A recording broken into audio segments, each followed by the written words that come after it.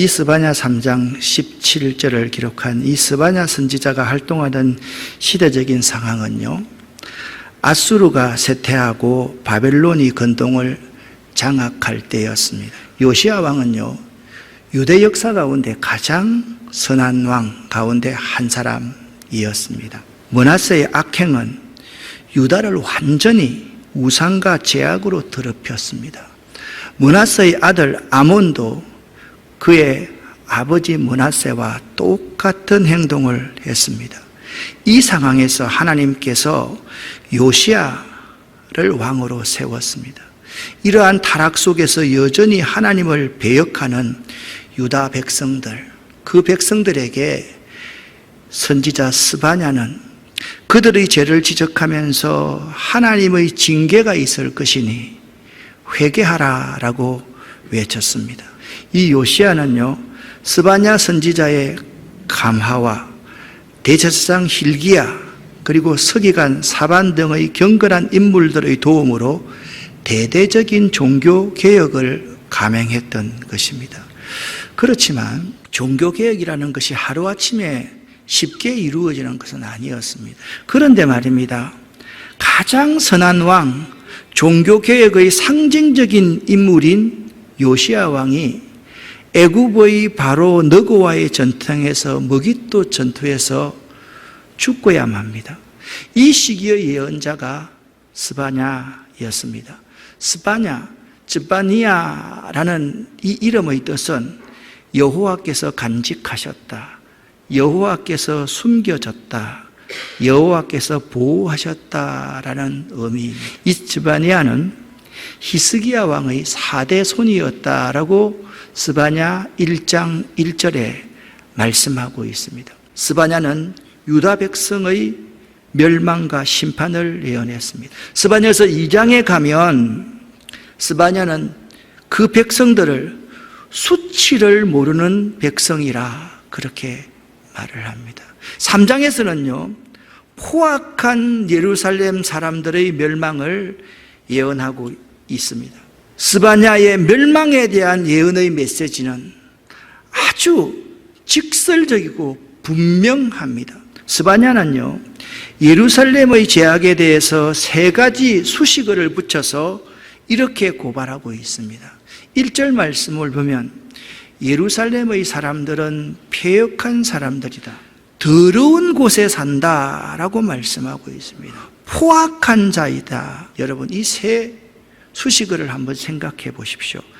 패역하고 더럽고 포악하다. 여러분, 그 시대나 오늘날이나 동일하지 않습니까? 그렇게 우상을 숭배하고 하나님을 구하지 않고 하나님께 불순종하는 그들에게 왜 스바냐 3장 17절과 같은 좋은 말씀을 주셨을까요? 왜 그들에게 이런 좋은 말씀을 주셨을까요? 스바냐 선지자는요, 이스라엘과 예루살렘의 멸망을 예언했지만 또 한편 스바냐가 예언한 것이 있습니다. 이스라엘의 남은 자의 구원에 대한 예언도 하였다라는 것입니다. 여러분은 이스라엘의 남은 자가 되세요 라는 또 다른 메시지라는 것입니다. 그러면 이스라엘의 남은 자는 어떤 사람일까요? 남은 자는요, 종말론의 핵심적인 주제입니다. 그리고 이 남은 자는 미래의 소망을 집약한 개념입니다. 구약에서는 이 개념이 540회 이상 사용되어졌습니다. 남은 자는 이 하나님의 말씀인 성경에서 매우 중요한 비중을 지닌 신앙인들임을 알 수가 있는 것입니다. 남은 자란 하나님과 긴밀한 관계를 가지고 있는 참 백성들을 의미합니다.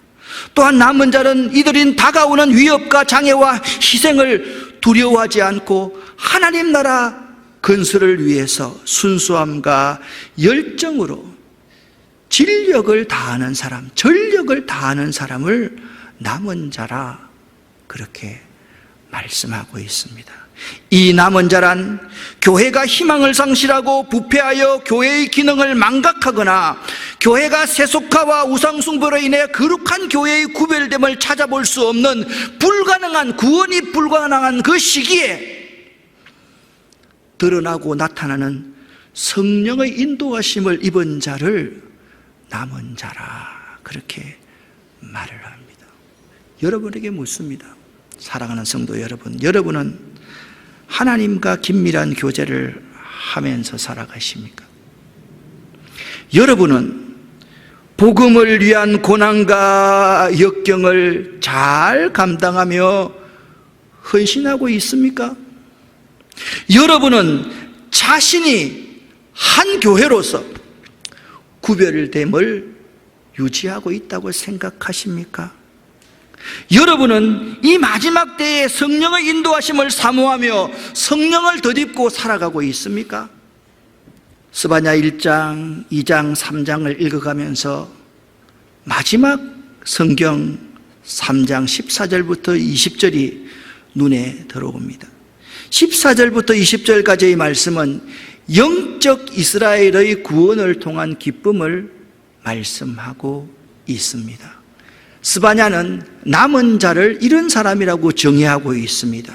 이스라엘의 남은 자는 악을 행하지 아니하며 거짓을 말하지 아니하며 입에 거짓된 혀가 없으며 먹고 누울지라도 그들을 두렵게 할 자가 없다라고 확신하면서 살아가는 자가 남은 자라고 13절에 스바냐는 정의하고 있습니다. 여기 시온의 딸아, 이스라엘아, 그리고 예루살렘의 딸아, 이 세 단어는 동격입니다. 똑같은 단어를 반복해서 가리킵니다. 그러니까 이스라엘의 남은 자들을 시온의 딸아, 이스라엘아, 예루살렘의 딸들아 라고 말씀하고 있습니다. 그러니까 이 15절 말씀은요, 14절에 언급된 남은 자들이 찬양을 드려야 할 이유 세 가지를 말하고 있습니다. 첫 번째 이유가 이렇습니다. 여호와가 너의 형벌을 제하였다. 오늘날로 바꾸어 말하면 죄 사함에 대한 확신이 있는 자를 말을 합니다. 두 번째 찬양할 이유가 여호와가 너의 원수를 쫓아내었으며, 우리를 힘들게 하고 우리를 유혹하는 원수들을 하나님께서 다 쫓아내어 주셨다라는 확신을 갖고 있는 사람. 세 번째 이유는 매우 중요합니다. 이스라엘 왕 여호와가 너희 중에 있으니 그렇게 말씀하고 있습니다. 하나님이 나와 함께 하는 것이 찬양의 이유입니다. 사랑하는 성도 여러분, 이제 그냥 대수롭지 않게 신앙생활 하지 마십시오. 이제 결단하십시오. 한 길은 여기 있습니다. 계속 죄 가운데 살아갈 것인가? 계속 내가 내 인생의 주인이 되어서 살아갈 것인가? 내가 하나님의 도움이 없어도 산다고 그렇게 고백하며 살아갈 것인가? 아니면 남은 자로 살아갈 것인가? 하나님의 도우심이 없으면 일순간도 살 수 없습니다라고 고백하고 결단하며 살아갈 것인가? 여러분이 결단할 수 있어야만 되는 것입니다. 하나님께서는 여러분과 제가 남은 자가 되기를 원하십니다. 믿으십니까? 이 시간 여러분이 남은 자로 살아가는 결단을 하실 수 있기를 예수 이름으로 간절히 축원합니다.